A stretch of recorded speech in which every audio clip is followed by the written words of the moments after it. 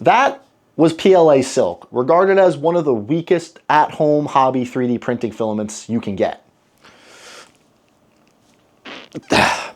This is PPA carbon fiber, probably one of the strongest. And there is a whole slurry of filaments in between these, ASAs, ABS, PETs, PATs, and many more. And today I want to figure out which filament's actually the best for cosplay.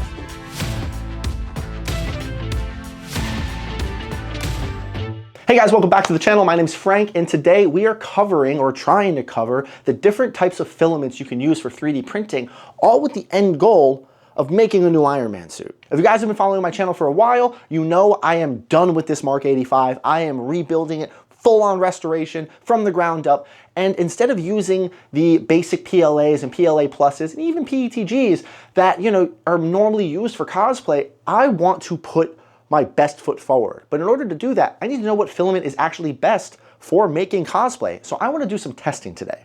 Now, Bambu has sent me almost every single one of their types of filament, from their PLA silks all the way up to their PPA carbon fiber. And there is a drastic price difference in this, where PLA silks are $20 to $24 for 1 kilogram. 750 grams of this PPA6 is $150. So for a full roll of this stuff, kilogram, it's $200.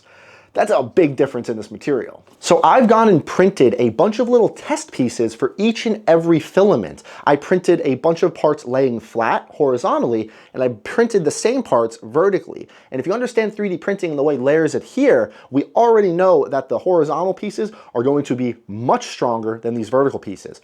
Also, the differences in these pieces are, the part here is 0% infill, 2 walls, 3 walls, 4 walls, 5 walls, 6 walls. They all have 0% infill. Same with the horizontal ones, 2 walls all the way to 6 walls. We know which one's gonna be the strongest, but just how much weight can we put on these until these start to snap? I have a cool little science experiment set up here, and I also went and printed some other stuff. I actually printed Iron Man faceplates in every single one of these materials, not only to evaluate how easy it was to print with them, but the finish quality and smoothness of the surface, because not all filaments are gonna give you the same, nice quality, and they just are a little bit more finicky to print. So I went and did that, and there's, we're gonna break these too. Yeah. Here are all the filaments I'm going to be using. You know what? We're just gonna start from the front. PLA silk, PLA basic, PLA carbon fiber, ABS, ASA, ASA carbon fiber, PETG high flow, PETG carbon fiber, PAHT carbon fiber, PET carbon fiber, PA6 carbon fiber, and PA6 glass fill, and finally the PPA carbon fiber. And I've gone and printed all of these masks with the exact same settings. I have to check my computer, but I'm pretty sure it's 3 walls, 5% infill on all of them. The only thing that changed with these prints are the temperatures. And what's nice about using the Bambu printers and Bambu filament, all of these materials are automatically preloaded into the printers. I didn't do any calibrations or flows. I literally loaded the roll, it read it, it knew what material it was, it adjusted the settings accordingly, the temperatures, build plate, all of that. And it just printed. I only had issues with the normal ASA. It did not want to stick to my PEI sheets. I had to use like a sticky cool plate thing. Finally got it to work, but that was more just like my build plate and me being stubborn. But being able to swap through so many different filaments effortlessly, like, this is incredible. This is something I would have never had access to a few years ago. This is just showing the advancements of 3D printing, and I love it. Okay, so before we get into the rest of the video, I just want to say thank you to Bambu Labs for sponsoring this video. If they weren't providing me with machines and filament to do projects like this, I wouldn't be able to. You guys already know what I think about them. I've been using them more and more on the channel because the printers are just reliable, and I love it. If you guys are interested in any of that, definitely go check out the links down below, and I think that does it. You get it. You know, they work. Let's go break some stuff. 15 pounds, and that's the experiment. We're just gonna do that. The clamp is holding each piece on exactly 1 inch onto the table, so everything's nice and consistent, and then I'm using the end of this little suitcase luggage thingy, which has a nice little bit of grip to it, and just placing it right on the end, again, for consistency, and we're just pulling down. And luckily this has a little needle on it that shows me exactly, I'm on autofocus, should be about there, exactly how much this weighs. Now, I don't need to talk through all of this, so it's just gonna be time lapses of each material, and then we'll just talk about the results at the end. And yeah, we're gonna burn through it. I'm pretty sure they're all gonna snap in the same spot, that little leverage point, but it's how long does it take, how much weight does it take us to get there? So yeah, let's keep going. Here you can see the differences in the wall thickness, trying to get it to focus and stay there. You got the 2 walls right here, or the thinner one, then you have the 6 walls on the side. 0% infill all the way through, and that's what it's gonna be for the entire experiment going forward.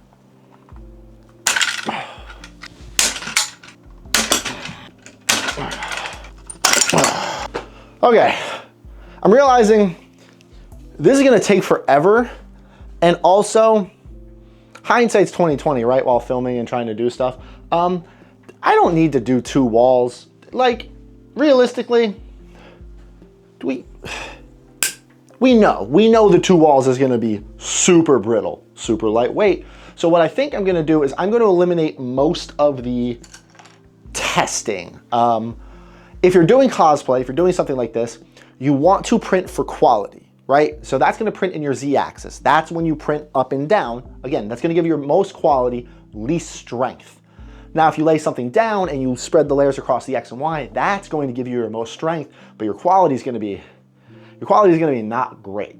So you wouldn't really print high quality cosplay parts flat. Now, granted, there's gonna be certain dimensions that are gonna be stronger, with blah, blah, blah, blah, blah. We don't really care about that. Take this sword, for example. This magic sword I am working on, the soul sword, it's pretty much primarily printed up and down, and without the metal rod reinforcing it, this would snap immediately. It doesn't matter, well, it doesn't matter. If I had like 20 walls in it, maybe not, but for quality, you're printing it upright so it comes out smoother, but that's gonna give you your weakest bit. So obviously printing something flat down is going to give us the most strength. I can already go over here to, let's say, well, since we're on the ABS, actually no, we'll use these. These are the ones I just tested. This is the 6-wall PLA, and this took 30 pounds to get that bend in it. And this is, should have taken more than 30. I can't, this hurts. This hurts a lot.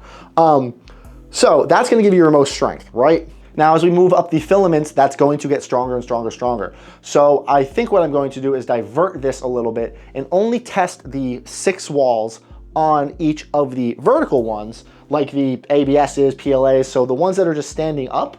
And then we can kind of talk about the numbers of that. What did it take to break a 6-wall vertical structure? Yeah, I like that idea a little bit more. Maybe I printed too much stuff. Okay, we're moving right along, and this is definitely all going very differently than I thought it would. We are up to, we did the PLA, the standard stuff. The PLA carbon fiber didn't prove much better at all. 4 pounds at the 2 walls and 10 pounds at the 6 walls. ABS, the layer adhesion on it wasn't great. We got 7 pounds with 6 walls, and the ASA was even weaker layer adhesion wise. The 2 walls was 3 pounds. It broke right as I pulled on it. And then the 6 walls on the ASA was 8 pounds. Now, I just pulled out the, what is this? This is the ASA carbon fiber. And as I was trying to undo the tape, literally as I was just twisting this to get the tape off, the 2 walls broke. So we're gonna go with a pound. And then we're gonna do the 6 wall right here. 5 pounds. Yeah, the ASA carbon fiber, really, wow. This feels weaker than the PLA, honestly. Huh.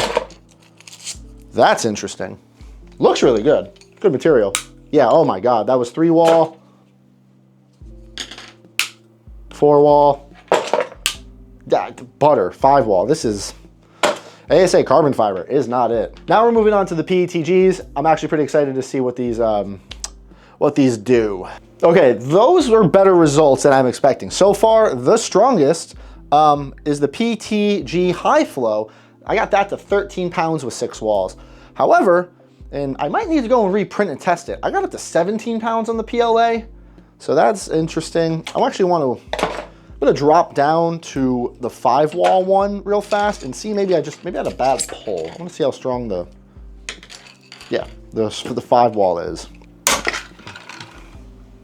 No, 11, so that tracks. If the 6 wall was 13 and the 5 wall is 11, that's not too bad at all. The glass-filled PETG was actually weaker than the high-flow PETG. I only got up to 11 pounds with the glass fill, where the high-flow came up to 13. So that glass definitely made it a little bit more brittle, I think. Now we're on to the ppa-ht. I've never heard of this stuff until Bambu sent it to me. I have the 2-wall loaded right now. It feels like this might not even register because that's how it feels a flimsy. So let's 4 pounds. Bottom stayed. This is the 2-wall, right? Yeah, it is 2-wall. That's interesting. Oh, this stuff flexes a lot. Ooh, I did not know that. That has a good amount of elastic. Ooh, I like that. You guys can see that, right?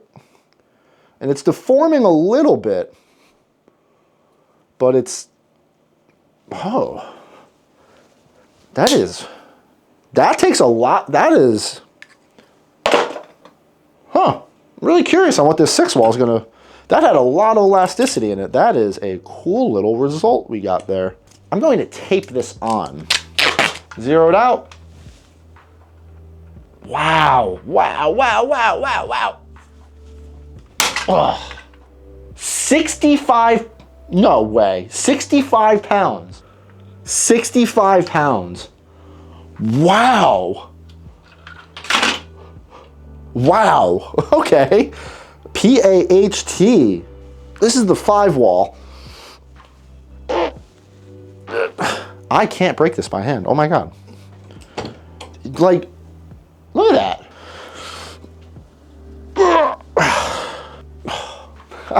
I cannot break this 5-wall. I broke the 4-wall. Sue me. All right, PET carbon fiber. We'll do the 2-wall.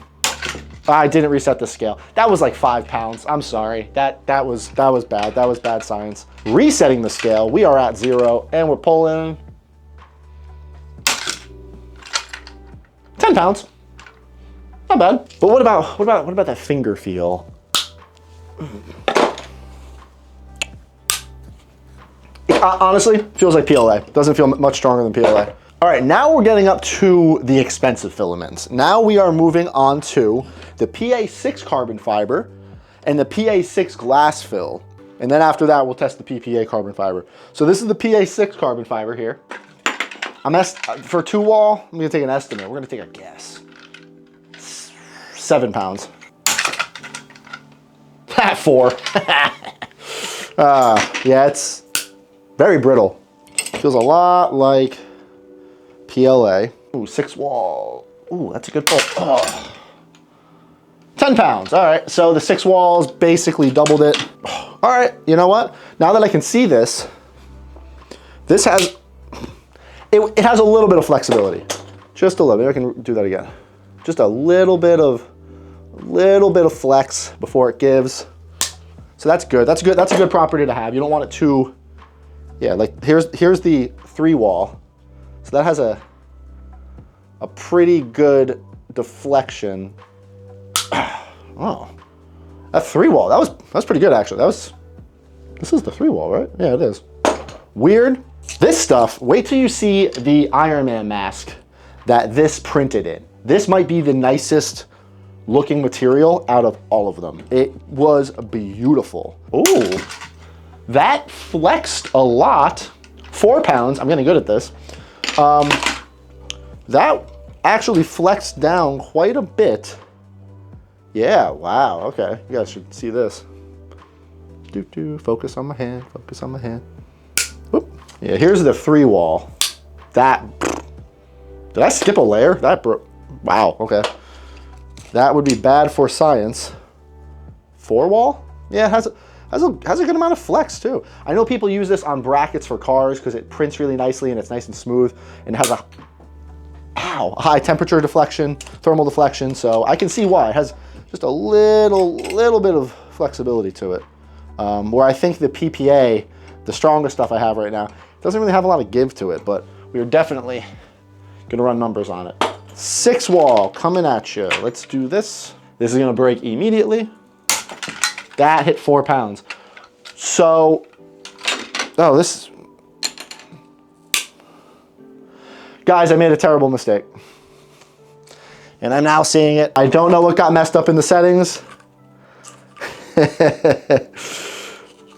I guess I hit a button wrong. Oops. All the PA6 glass fill is all 2-wall. I guess I forgot to do, I don't know why this one printed like that.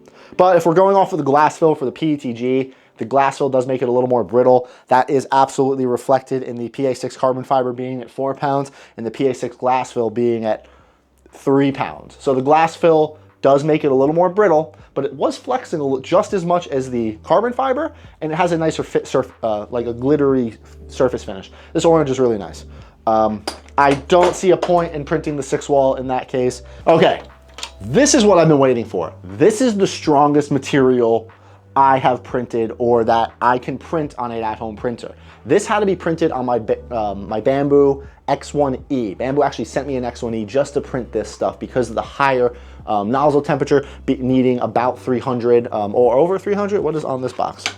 This is 280 to 310. None of the materials I have needed this high of a temperature, where the normal X1 carbons only go up to 300 degrees. The X1Cs go to 320. 320, I was right. So there's a big difference between running your nozzle at maximum temperature, 300 degrees, than having that wiggle room or leeway of being able to go up to 320, but only maintaining 290 or 300. And that's what the X1E is good for. Also the heated chamber.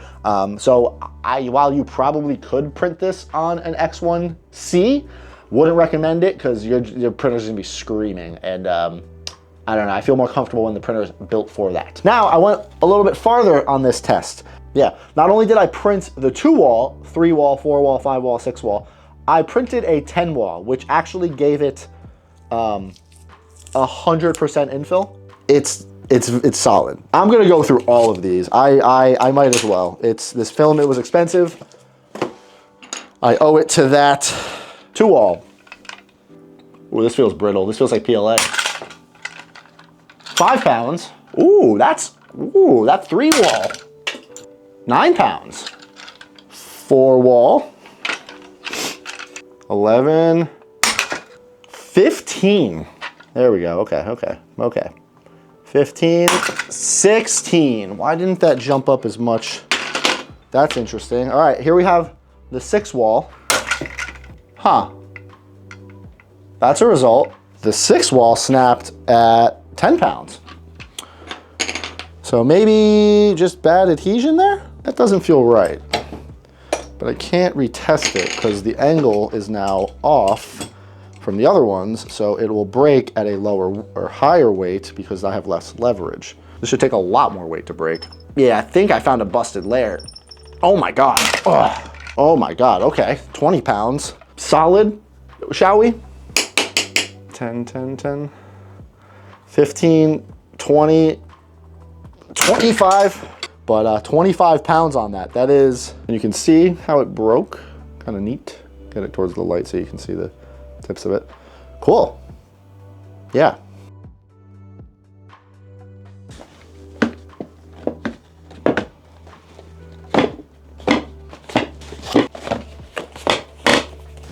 $14 kilograms, and it finally buckled. I'm gonna take this off. Ah! People don't give PLA enough credit, guys. That was ridiculous.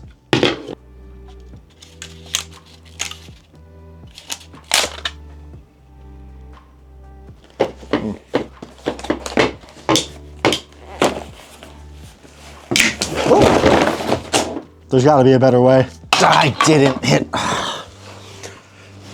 hit record. Okay, so we're changing tactics here, guys. I tried with the boxes. It didn't work. This is devolving into less and less scientific, but I think I'm onto something here. I took a standard scale,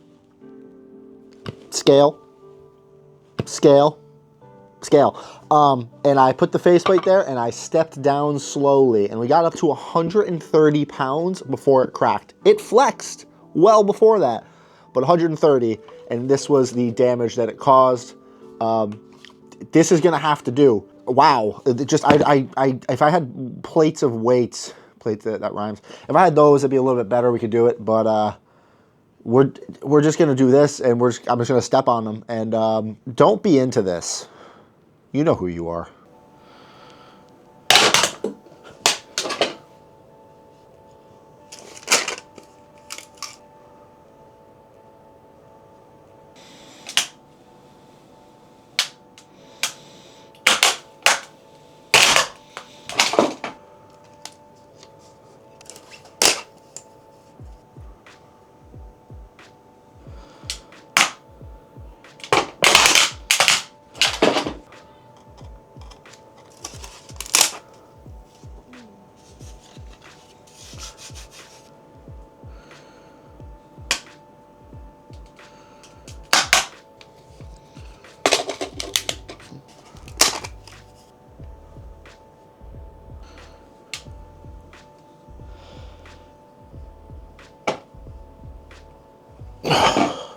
Okay, so that was a crazy result. The PETG high flow, all of the others up to this point, the PLA carbon fiber, ABS even, ASA, and especially the ASA carbon fiber have shattered. The ASA carbon fiber literally exploded, and they all got, it looked like on the scale to about 70-ish pounds. And then obviously once my foot went through, it spiked up. I'm gonna really try to review the number right before failure. I just put my full weight on this PETG high flow, and it just buckled. That's it. It just warped out and warped right back in. So let's see if I can. All right, so that's what it took. So this failed very differently than the PLA. Way more tensile strength, way more. I actually can't break the middle. It's too strong right here. So that's, yeah, it only really failed at the weak points. So let's keep going.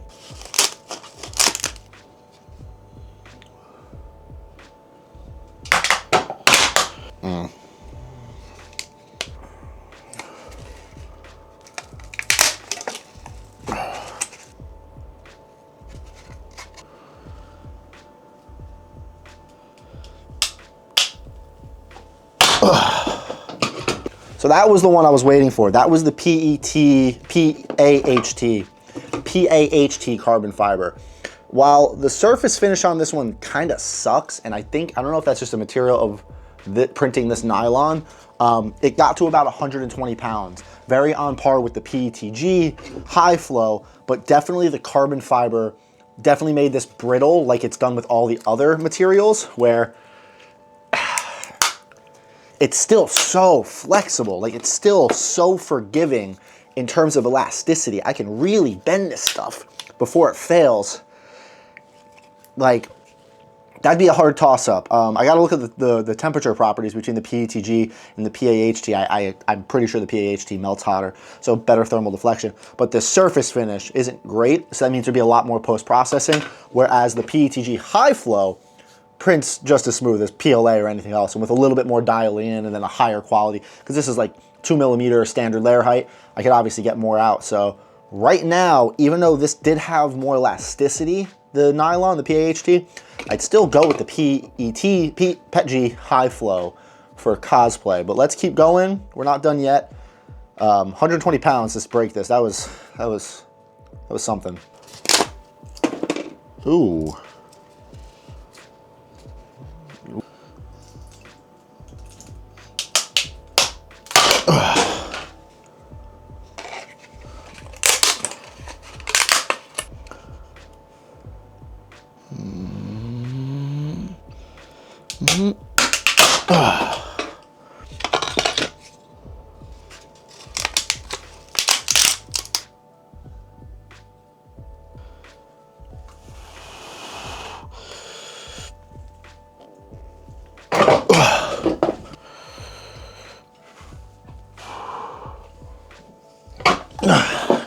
It's not breaking. I'm hitting 140 pounds and it's laughing at me.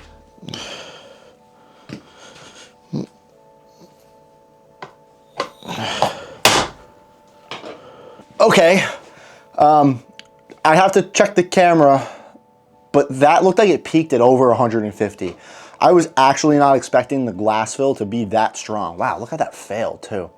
It just split down the middle, and that took a lot. The PA6 carbon fiber shattered more than this did. The glass fill though, wow. Because the glass fill PETG didn't hold up that well, but this, what, that took some weight. I was starting to get kind of worried, and honestly, that might have only failed because I flexed it a couple times in a row. I stressed it. It wasn't just one. I think it split down the middle because I probably just stressed it in succession over and over again. Because it that is a really interesting split right there. But you guys saw that. I had to put almost my full body weight on that thing. Let's finish off with the last faceplate, the PPA carbon fiber.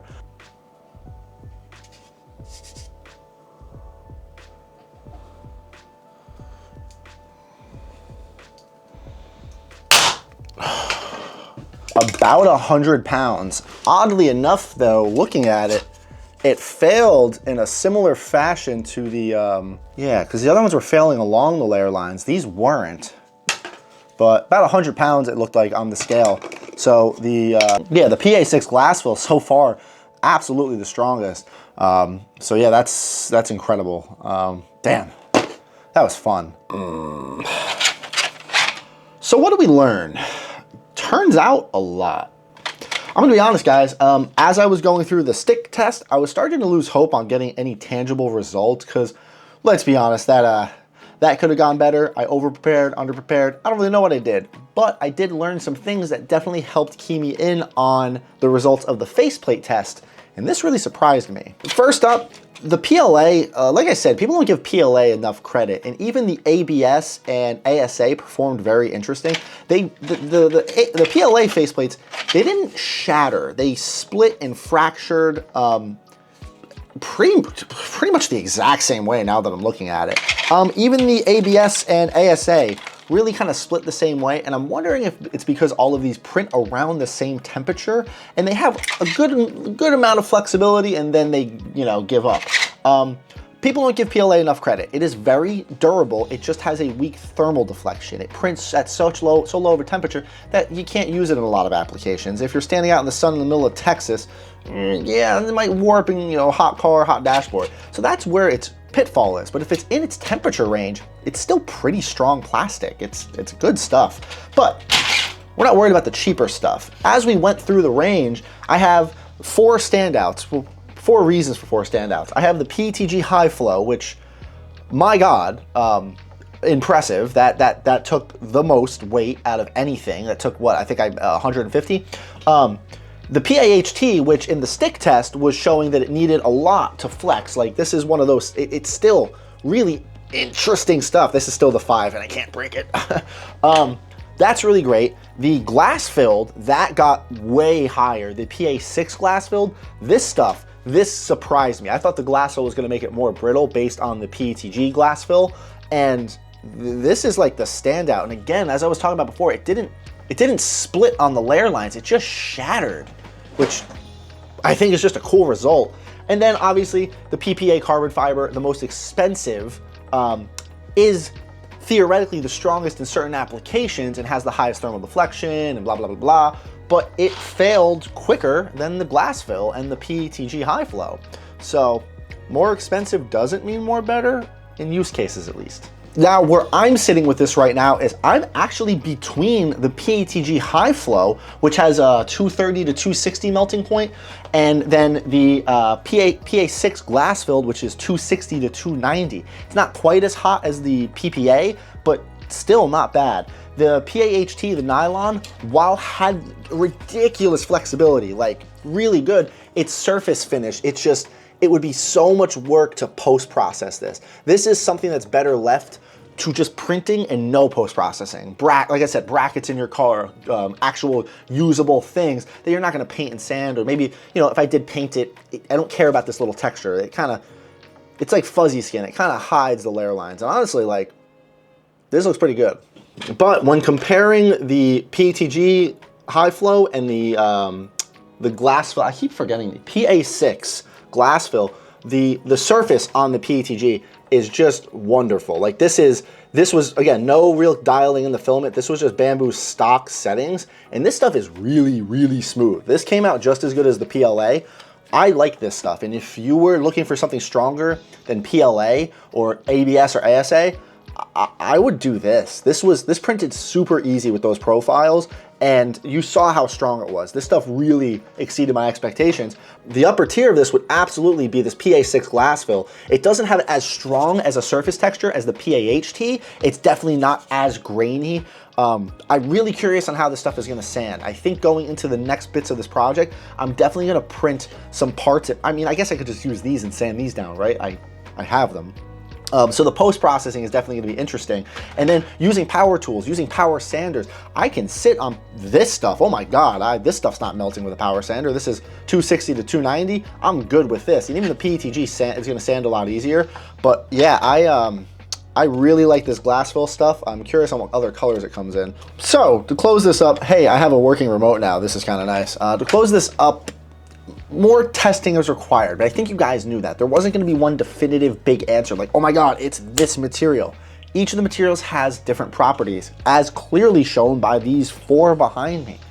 I think if I was just going for a quick new suit and I wanted to upgrade from PLA, the PETG High Flow, hands down. The strength of this was so much better than the PLA. We got way higher on the scale. It's easier to print with, and though I've disagreed at times, people say PETG is easier to sand than PLA. Danny swears by it. I kind of don't. But I haven't sanded PETG in a while, so we're going to test this out. Again, I like the flexibility of the PAHT, but its surface finish is just too much. The post-processing on it would be an absolute nightmare. But man, that flexibility was something. And the point of this new suit, this new Iron Man suit I'm going to be making is to just go crazy with it. Like, that's the point that's what I want to do with this. It's gonna be overkill. I'm not on a budget with this. I have sponsors now. Like, this is a dream come true that I get to do this type of stuff.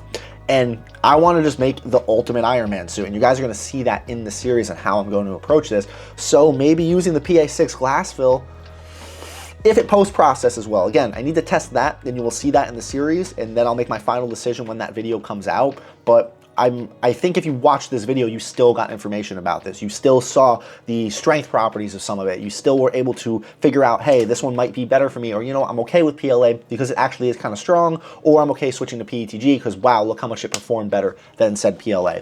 And then obviously the PPA carbon fiber, as much as I want it to be the stuff I use, its quality is subpar. It does not print nice and smooth. It has a rough finish and texture. It's gonna butcher the details, and printing with it on the X1E using a filament dryer, it's just a nightmare. It is hard stuff to use. I couldn't imagine doing a full suit in it, though as cool as it would be, it wouldn't look good. I want this to look good, and I think the PA6 glass fill might be it. So yeah, I hope that all made sense. So definitely make sure you subscribe to the channel and keep an eye out for that new Iron Man, Ultimate Iron Man video series coming out that's going to take up most of 2025. I am so excited for it. I have a video call with Vec and Walsh about a new suit, the files. Don't worry about it. I've said too much. If you guys have any comments, questions, or concerns about anything you saw in the video, and I'm sure a lot of you have questions, please drop them down below. I know the video kind of trailed off into being really professional, and then now we're here, but again, I still think there was good information here. But let me know what your comments are back, and again, if you want more information about the specific filaments, the chemical properties, the thermal properties, all that stuff, you can hop on Google. Actually, Bambu's website has a lot of information about each of the filaments, the thermal deflections, the properties, the tensile strengths, and the XYZ, blah, blah, blah. There's a lot of science on the website. You can go read it. It's really cool. And one last big thank you to Bambu Labs for sponsoring this video and like this project and everything moving forward. I would not be able to do this stuff without them. It'd be very, very difficult. And being able to do stuff like this now and bring you so much new information in 2025, I have to say a big thank you to them, because it just wouldn't be possible without them. So yeah, go check them out too. But that's gonna be a wrap for this video, guys. It was probably already a long one. Thank you so much for watching. You have a good day.